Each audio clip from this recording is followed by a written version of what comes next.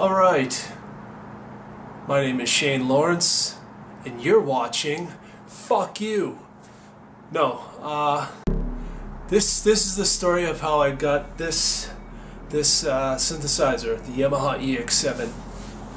So, many years ago, I was living in Saskatoon, Saskatchewan, Canada, and I was in a band called Adam Hates You, and at the time we were jamming out and stuff, and not really making songs or anything, but trying different things, because we were all pretty much new to instruments and stuff like that, and like none of us knew how to play anything, so but isn't that industrial? So at some point I'd gotten this software from my friends, and it was called Impulse Tracker, and I was writing songs on there, and I wanted to find a way so I could translate those songs into a live show, and my band members were like, well, get a synth, and I'm like, yeah, I could totally fucking do that, and sync up the MIDI notes with the notes in the Impulse Tracker with the synth, and somehow kind of do a dump, like I didn't know what it was called at the time, but I guess now it is called a Sysex dump, but do some kind of dump or some kind of transfer over to the synth, and there we go, we have our sequence tracks for live shows.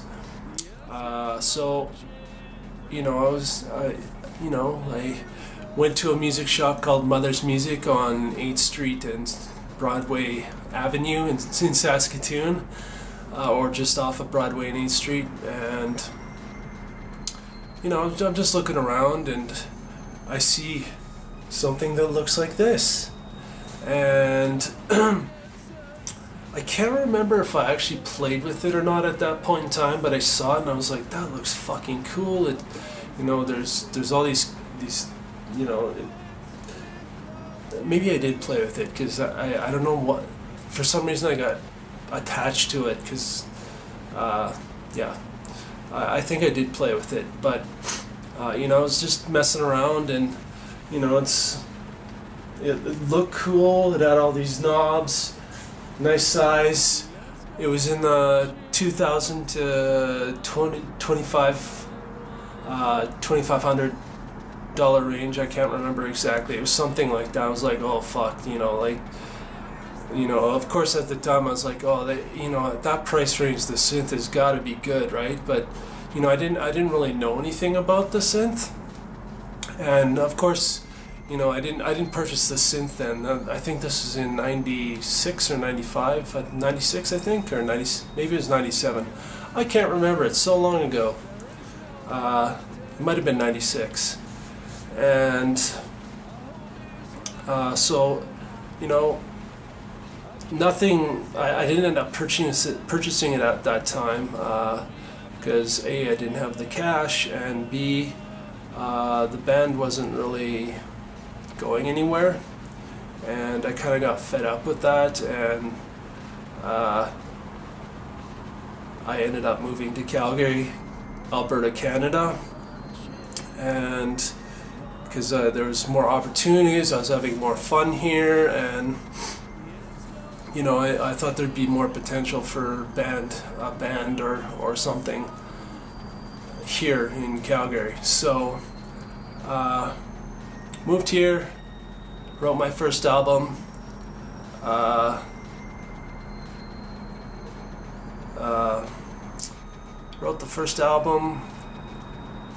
ended up, I wasn't really thinking about purchasing a synthesizer then. I mean, I obviously I wanted to, but I hadn't really thought about it, and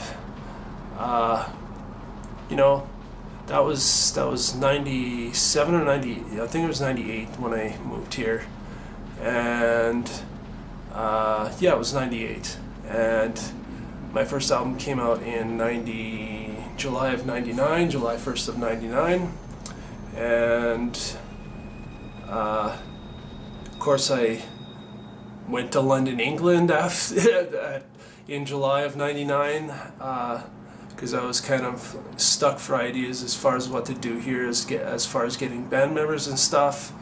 And after 4.5 months in London, England, there's lots of stories from London. I won't tell those stories right now. I don't know if I'll ever tell those stories. But came back here. It was 99 and December of '99 that I came. November or December of '99 that I came back, and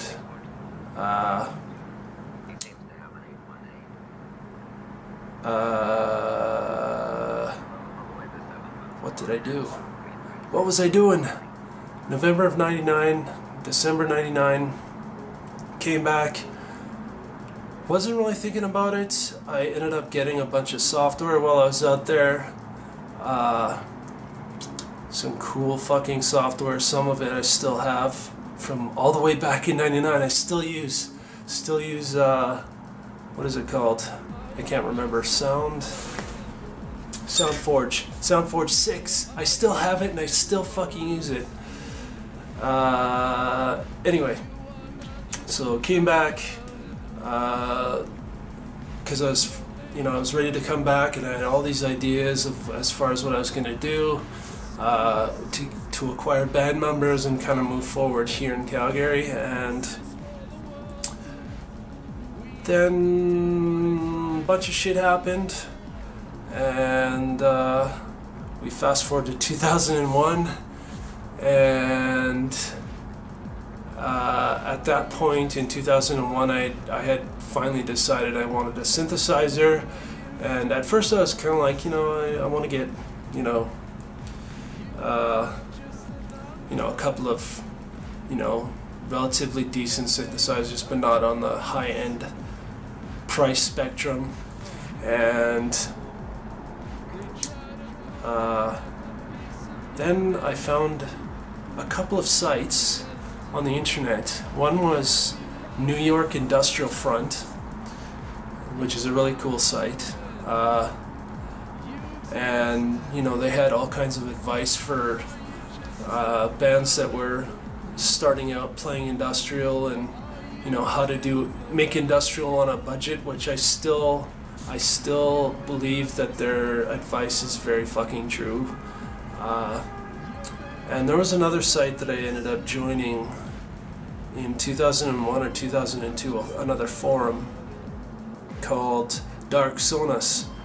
And on Dark Sonus, I'm pretty sure it was Dark Sonus that had this article where they suggested, rather than buying,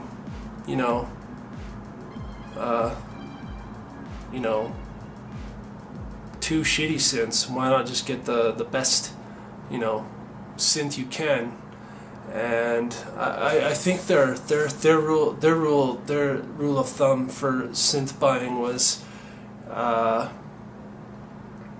10 shitty synths make up one good synth, and 10 good synths make up one fucking amazing synth, or something like that. So I kind of stuck with that advice, and I was like, that was the advice I stuck with. Anyway, at some point between 2000 and 2001 or 2, I'd gone in 2000 and 2001.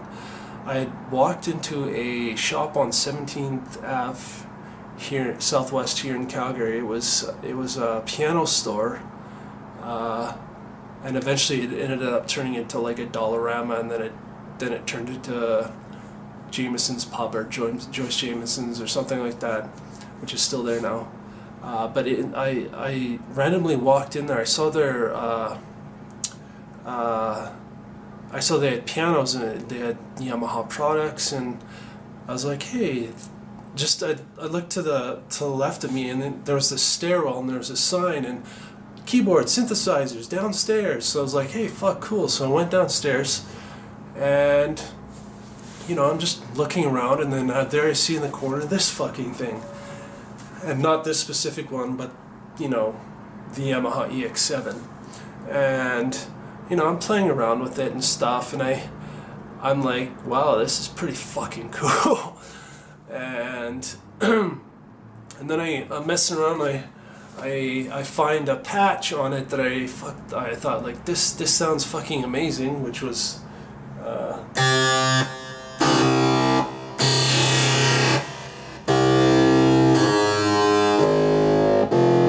that patch, the hard sequence patch, I do believe. I could be mistaken on that, but I'm pretty sure it was that one. And I was like, this fucking sounds fucking amazing. So I go to the counter and I'm talking to the lady, and she's like, "Oh, I see you like that Yamaha EX7 over there. We have this brochure, this brochure for the Yamaha EX7." So I'm like, "Hey, fuck, cool." She's like, "Here, take it. Here, take it and read about it and learn about this fucking synth." So I took it, and I kept it all the fucking years to remind me that I wanted this synth. And it actually helped keep me motivated to actually, eventually purchase this synth. Anyway, so then it was many years later after that. I think it was 2011 that I had put an ad out on Kijiji, and I was like, you know what? I'm gonna fucking buy this thing. And so I put an ad on Kijiji. I was like, hey, I'm looking for this particular synthesizer. If anyone has one that they're willing to sell, please contact me, and all this stuff. And I think it was a month or two later, maybe a month, that or sometime within the month of posting it, this lady from Vancouver contacted me, and she's like, yeah, I got this synth, and I'm willing to sell it and all this kind of stuff. And I'm like, cool, and after a month of of talking to her, she shipped the fucking thing to me, and I paid for it, and there we have it. I own the fucking synth. But she was cool. She took extra pictures and all this stuff just to make sure she's like legit and shit, and so I know that she's legit and she's not fucking with me. And it was a very good transaction, and obviously I don't regret it. This is the first synth I've ever purchased. I actually have another synth that I had received many years prior to this, but it's a kind of a shitty old Yamaha DX100 that I've only used for a couple of songs, or a couple of sounds for a song. And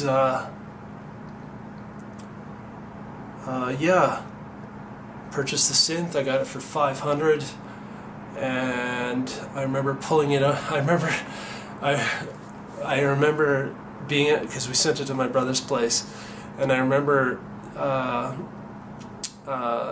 waiting for this fucking thing to show up at my brother's place, and it shows up in this fucking huge box, and of course I have to check it just to make sure it's all in there. So I fucking tear open the box, and there's all these popcorn styrofoam, whatever the fuck it is, to make sure that it doesn't get fucking jostled too much, and it's safe and snug in the packaging. And I pull it out, and it looks good, so I pull it out, pull all the manuals out. She sent the manuals, the power cable's there, fucking plug in some headphones, test it out, everything's good. So then it was about 3 or 4 months later, I think that was January, that I had gotten it, January or February, somewhere around there, and of 2012. And 3 or 4 months later, oh wait, it might be longer than that, I can't remember, but it was, yeah, I pulled it out to my live shows, and I was already starting to write music with it, a new album. All my previous albums were done using like soft synths and based programs like Just Go Buzz Tracker and stuff like that, and yeah, performed with it, loved it. The next album that I wrote was pretty much done all with this, maybe except for some of the drums. Maybe I might have used all the drums that are in this on the album as well. I can't remember.